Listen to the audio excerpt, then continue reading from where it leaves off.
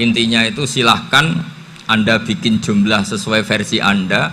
Yang penting Anda jangan kampanye kalau itu perintah Kanjeng Nabi Muhammad SAW. Karena kalau kamu atasnamakan Nabi kemudian jumlahnya sampai 800 berapa? 800 juta, berarti Nabi mengajarkan masyakoh pada umatnya. Jadi cukup yang riwayat itu di sini hanya 100 sama 1000. Jadi kalau jumlah tadi untuk 7 apa? Turunan. Jadi kamu harus ditutup dengan doa, ya Allah, semua itu bukan untuk saya tapi untuk 7 turunan. Tolong catat ya Allah. Karena itu. Jadi artinya gini loh ya, orang Indonesia yang sering mempraktekkan atakosomadiyah itu bukan tanpa dalil. Ternyata dalam madzhab Maliki, saya masih ingat ketika mbah saya kandung, bapaknya bapak, asmane Mbah Nur Syam, itu wasiatnya minta dibacakan 4000. Yang baca pas itu ya bapak sama anak-anaknya. Dan kemudian alhamdulillah zaman akhir itu mulai agak ngawur. Kalau ada acara itu wong liya kon maca anake mlebu metu gak melok maca. Itu keliru, saya jamin itu keliru. Saya sering kalau mimpin di rumah, kalau yasinan di tonggo-tonggo kok anaknya gak maca, saya keluar. Bapakmu wong liya kon maca, kata saya gitu. Jadi itu menurut saya itu yang jelas. Saya sampai ngisi begini, yang ada riwayatnya itu idza mata ibnu adam in qata amaluhu illa min salasin shadaqatin jariyah au ilmin yuntafa'u bi aw waladin sholihin yatullah. Itu ndak ada di hadis au kiyayin sholihin yatullah, kata. Yang ada itu awaladin apa? Sholihin. Jadi anaknya harus ikut, kalau ndak ada usah, kata. Akhirnya anaknya udah tinggi Gus nggih. Akhirnya tak kei jagung paling akeh, kula mendet sithik. Wong aku ora anake kok. Kadang-kadang enggak, orang lain baca buahnya anaknya mau mlebu metu mau enggak no tamu mbek rokokan. Itu harus ditobatkan itu.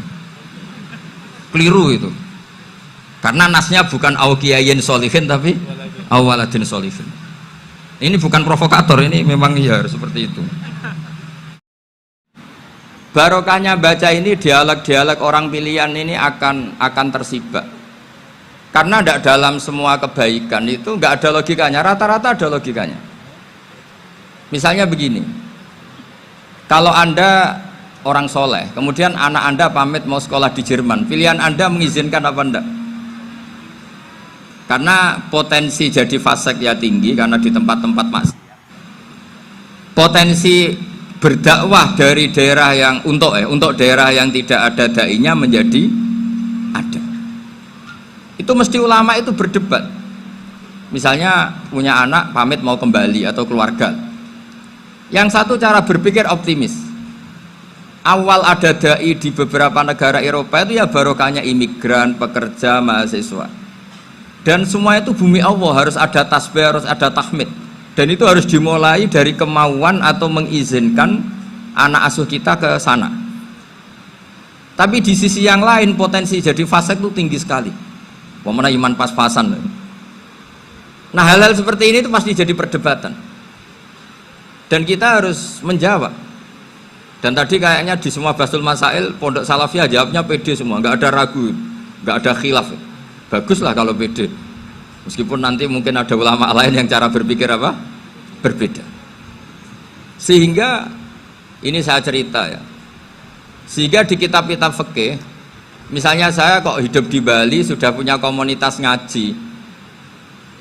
Itu kok saya pindah ke Sukorejo sini. Banyak ulama yang mengatakan haram.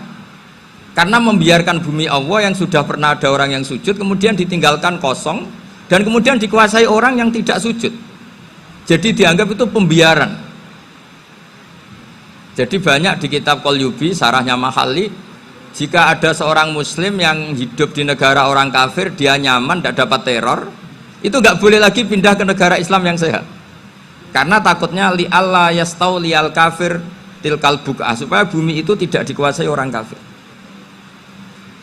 Jadi ini hal-hal yang para fuqaha itu harus berdebat. Karena ini masalah-masalah furu'iyah. Sehingga mulai dulu ya banyak ulama yang nyun sewu berpolitik, mulai Wali Songo sampai sekarang alhamdulillah yang minat banyak. Mungkin bedanya ikhlas sama tidaknya. Tapi kalau saya pernah dikeluhin utusan dari ya komunitas. Islam Indonesia itu dulu itu ceritanya banyak yang dari Kamboja. Kalau dulu orang cerita itu orang Cempa. Itu setelah di Indonesia besar Wali Songo dan Brawijaya 5 itu sudah mulai oleng, itu singkat cerita mereka berpikir ingin bikin kerajaan apa? Islam di Demak Mintoro dengan raja pertama yaitu Raden Fatah, karena Raden Fatah ini putra Brawijaya. Padahal setelah jadi kerajaan ini era cucu sudah konflik berebut kekuasaan, akhirnya sampai jadi Jipang, jadi Jogja, jadi Solo dan seterusnya. Tapi kata Mbah Mun itu tetap barokah kata. Karena orang Islam terus terbiasa mimpin. Sekeliru-keliru sidik pokoknya orang Islam biasa mimpin. Sehingga zaman Mbah Hashim ya sudah mimpin Masumi, zaman Ki As'ad pengaruhnya besar, sampai sekarang Kiai-Kiai pengaruhnya besar. Nah barokahnya Kiai-Kiai pengaruh besar ini sampai moral jadi ukuran. Misalnya sekarang ada calon bupati kok nggak sholat, itu pasti kalah. Jadi sholat itu jadi tolok ukur untuk calon apa? Bupati. Meskipun mungkin punya efek pura-pura sholat, tapi gak apa-apa lah, sementing moral ini jadi ukuran. Sementara yang di Thailand, di Patani, itu karena dulu pelajarannya tasawuf, itu orang gak ambisi mimpin dunia, tahu-tahu dipimpin, dan akhirnya nyuwun sewu ya saage Islam-Islam yang dulu terlalu tasawuf, karena gak punya pengalaman memimpin, akhirnya lazimnya konsekuensinya hanya dipimpin. Tapi Islam Indonesia beda. Karena kulino mimpin itu akhirnya dari orang Islam biasa menjadi Islam yang sholat sampai Islam yang bisa ngaji itu bisa mimpin negara. Tentu yang paling populer dimulai Gus Dur. Jadi ini sesuatu yang barokahnya istihad para kiai, sementing Islam kulino mimpin. Sehingga di Indonesia itu barokahnya itu kebaikan itu jadi tolok ukur. Ada orang kok terkenal koruptor atau terkenal nyuwun sewu selingkuh atau terkenal apa itu pasti tidak jadi.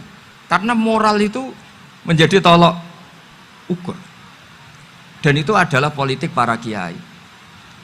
Jadi ini saya cerita dan itu negara juga akhirnya untung karena seleksi agama sama negara itu sama-sama kiai ya bilang negara harus dipimpin orang soleh, negara juga bilang seperti itu. Nah, ketokohan-ketokohan para beliau-beliau ini yang mau lah bekerja sama dengan umarok. Kita tahu dulu Pak Harto ya rawuh ke sini ketika Muktamar 84, rawuh ke Ki As'ad, ketika mau kembali ke Khittah juga dirembuk oleh ulama dan umarok. Dan akhirnya ini menjadi negara yang alhamdulillah semoga selalu menuju baldatun thayyibatu wa rabbun apa? Ghafur. Nah, kemudian di sini saya tabarruk dengan Said Muhammad, gurunya Kiai Haji Azaim. Saya mau cerita tentang amaliyah tadi. Saya sebetulnya nggak niat bacakan bab itu, gara-gara ada khataman jumlahnya banyak saya jadi pusing. Ini panitianya tanya, khatam betul apa enggak? Iya Gus, khatam betul. Tapi kayaknya saya tidak yakin itu. Karena saya ini kan dari pondok tahfidz itu. Biasanya anak khataman itu ya rodok bodoni itu. Dibaca buanter sing nyemak yang mendelok pojok etok. Mergo kebanteran. Nah, akhirnya lafat-lafat yang di tengah itu enggak di apa? Baca. Tapi ya semoga dimaafkan Allah lah. Yang jelas itu enggak. Tapi saya mau cerita ya. Jadi cara berpikir Said Muhammad ini nanti juga saya teruskan di Ma'had Ali. Ini saya baca ya. Di antara yang diyakini madhab Malikiyah, ini saya baca saja teksnya. Jadi ada riwayat namanya, kalau Said Muhammad bahasakan itu Ataqoh Somadiyah.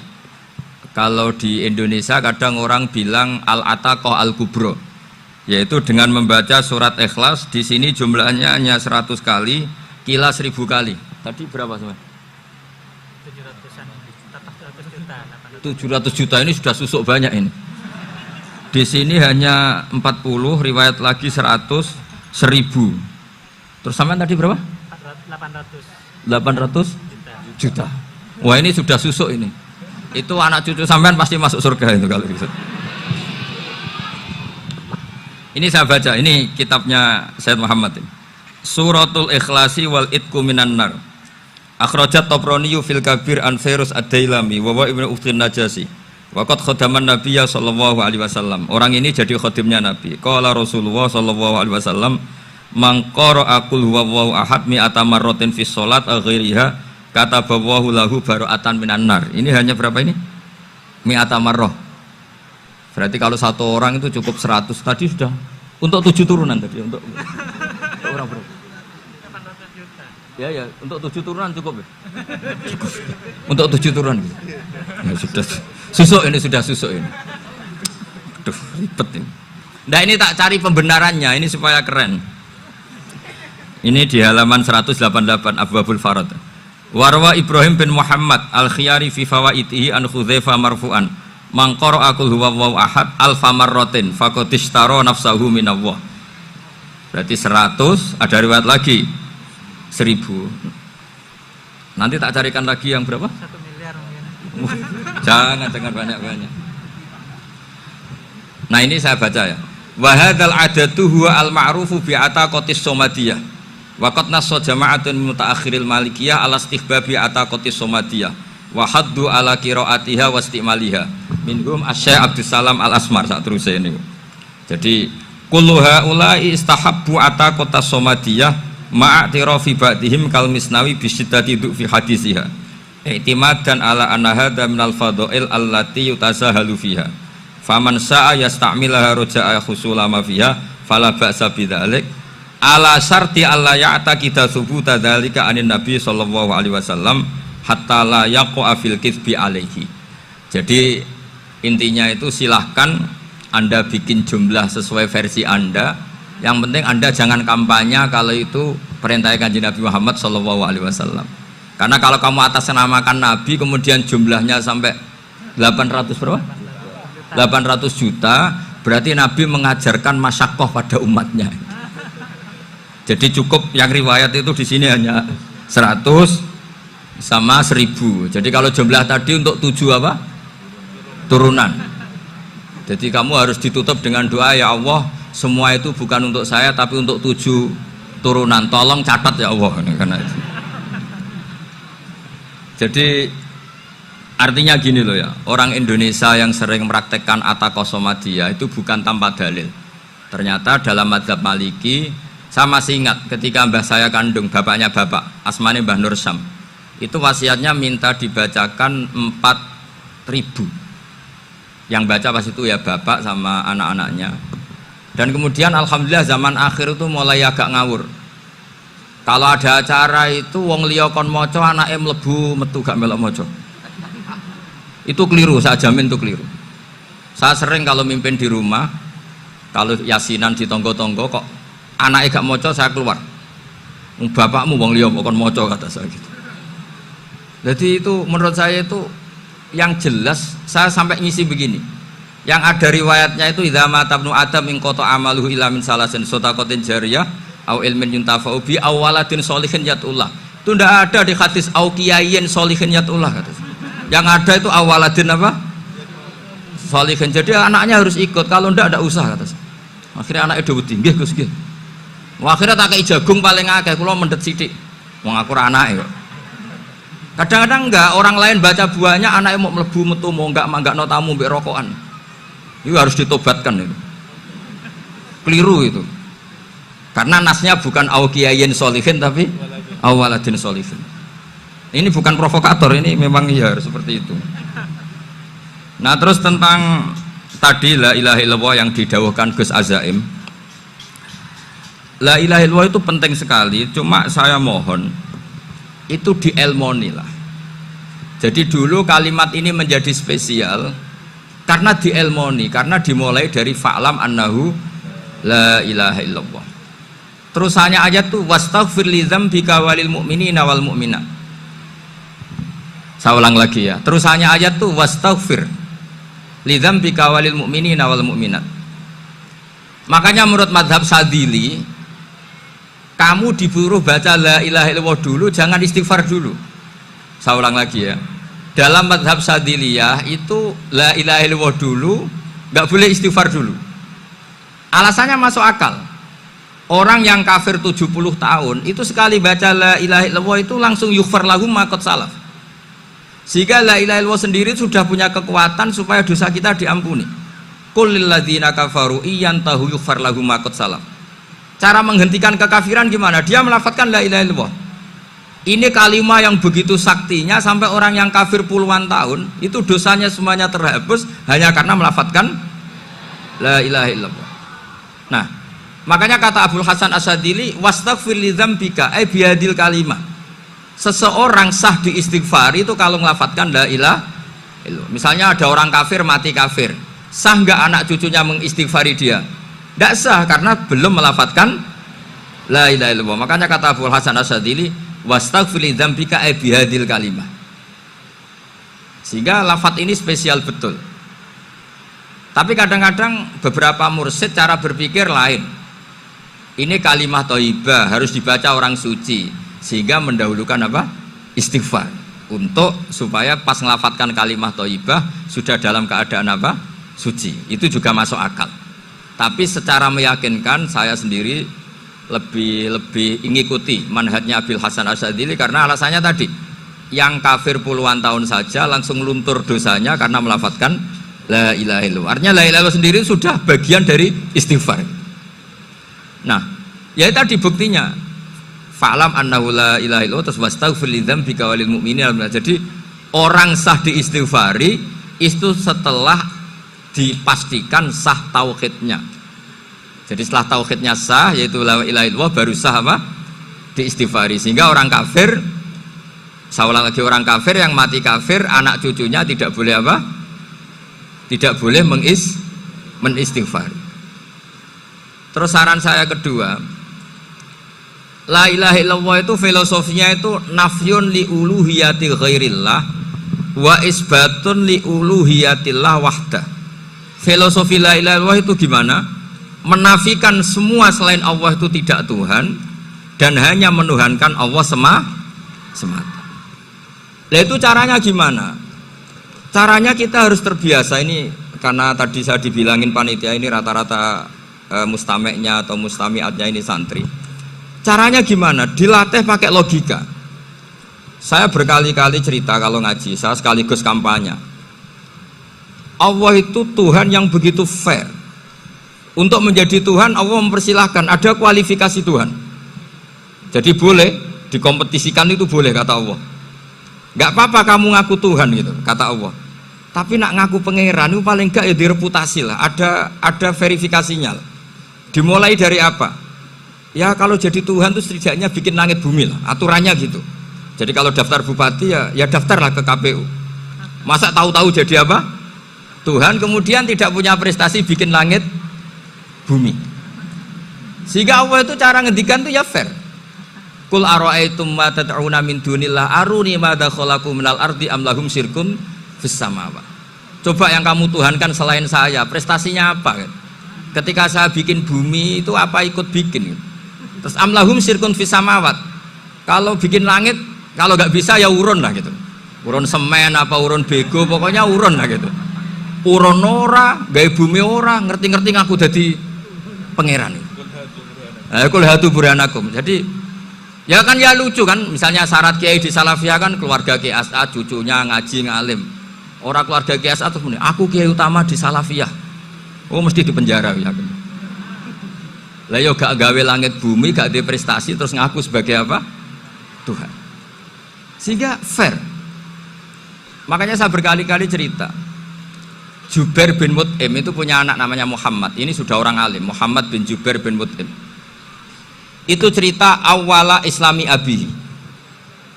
Mut'im itu orang pinter sekali. Saking pinternya dia jadi delegasinya orang Quraisy datang ke Rasulullah sebagai negosiator untuk membebaskan Asra Badrin, tawanan perang apa?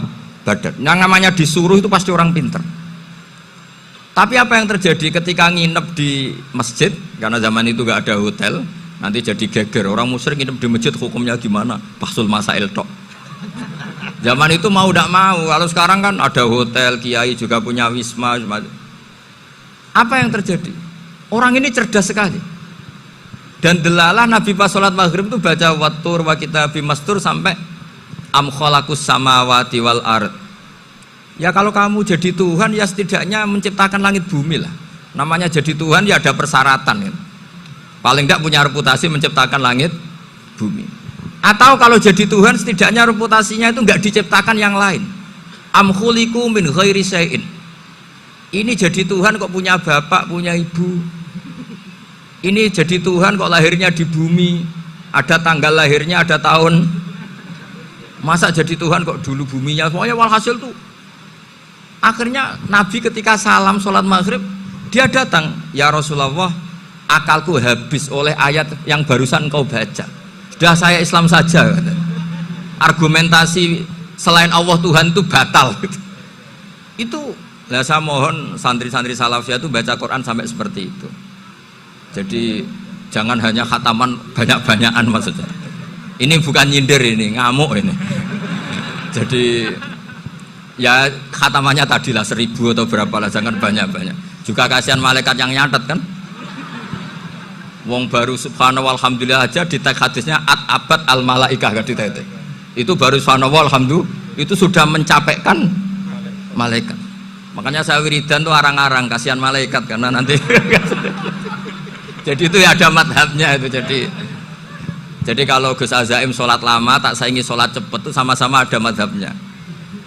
Yang cepet kayak saya tadi, setan pas tata-tata mau goda pas rukuk saya sudah itidal, mau goda itidal saya sudah sujud, pusing dia. Tapi jangan tiru, ini madhab yang agak-agak khusus lah, sudah cara orang Madura agak khilaf khusus. Khilaf ya, khilaf ini agak khilaf ini sudah. Tapi saya ingin lah, sampean kalau ngaji Quran itu dilatih berlogika. Jadi Allah itu fair, nggak apa-apa kalian ngaku Tuhan tuh nggak apa-apa, tapi tunjukkan prestasi kamu apa. Aruni madza khalaqu minal ardi am lahum syirkun fis samawati. Am khalaqus samawati wal ard. Diulang lagi, am khuliqu min ghairi syai'in. Setidaknya kalau jadi Tuhan itu ya nggak butuh yang lain lah. Masa jadi Tuhan kok wujudnya saja butuh orang lain, butuh bumi, eksistensinya butuh makan, butuh minum. Makanya Allah cara meniadakan uluhiyah selainnya itu, Allah itu redaksinya itu mengena sekali. Yaitu tadi dengan cara-cara seperti itu. Sebagian ayat disebutkan ma asyattuhum khalqas samawati wal ardi wala khalqa anfusihim.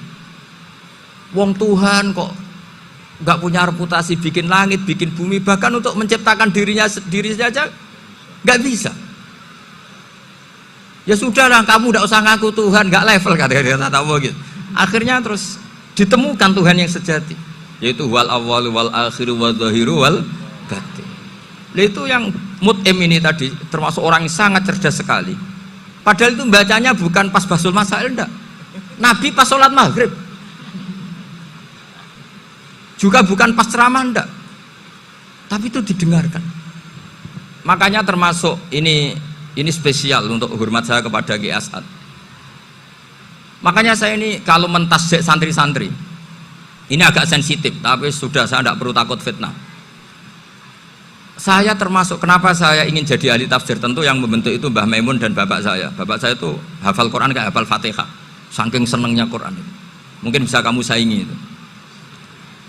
Itu adalah orang kafir itu bisa paham Quran. Itu sangat menyinggung saya. Orang kafir itu bisa paham Quran. Ketika Umar Islam itu karena mendengar apa coba? Mendengar apa? Quran. Dan itu masih kafir apa sudah Islam? Masih kafir karena kalimat-kalimat yang di Quran itu begitu jelas, wal kitabil mubin, sehingga didengarkan orang kafir pun tuh ngefek. Makanya ketika Umar datang ke saudari putrinya, kemudian dengar Toha ma anzalna alikal Quran apa litasqa, itu dia terus iman. Begitu juga Mut'im.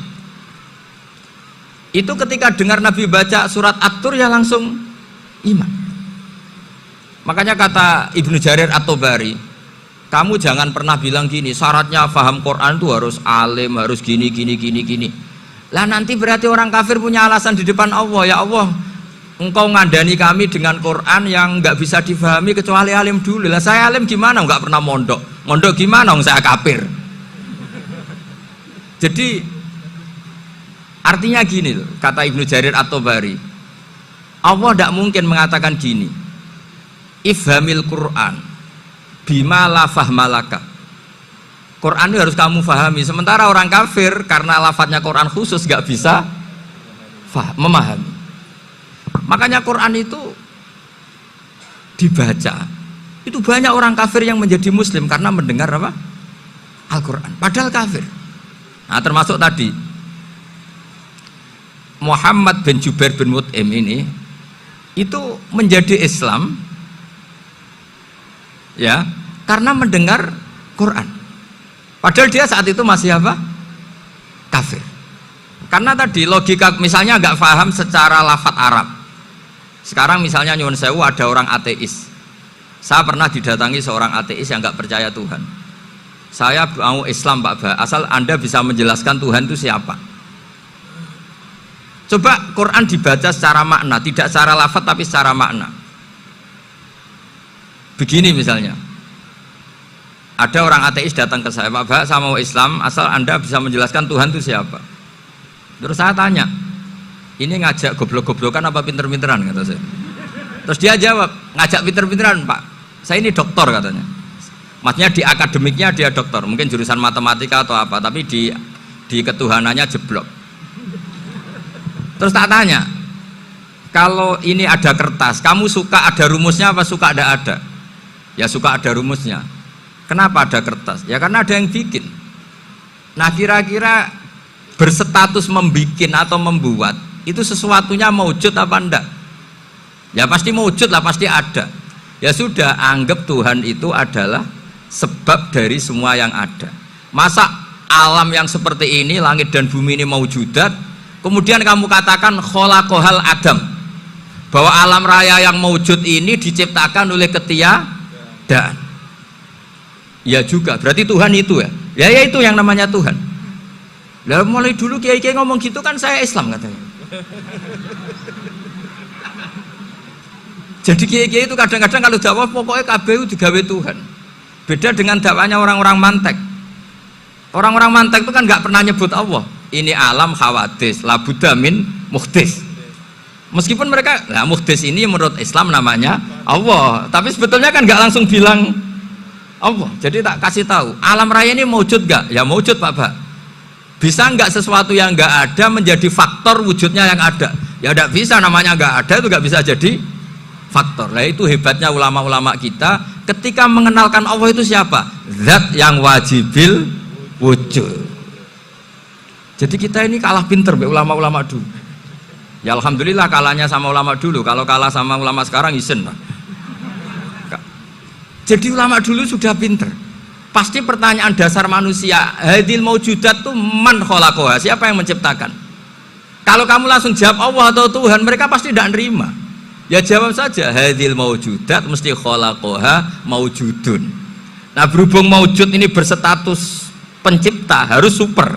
Nah super ini oleh ulama disebut wajibul wujud atau musabbibul asbab, yang oleh Islam dinamai Allah. Tapi kita langsung ngomong Allah, ya mesti aja bingungkan kan bagi yang bingung maksudnya. Ya saya mohonlah kalimat-kalimat la ilaha illallah itu diamatilah, diresapi sampai seperti penjelasan saya ini, sehingga punya kualitas ilmu. Karena syaratnya memang fa'lam, harus punya kualitas apa? Ilmu. Ilmu itu apa? Ma'rifatus syai' ala ma huwa alaih. Mengenal sesuatu sesuai detail-detail sifatnya sesuatu itu.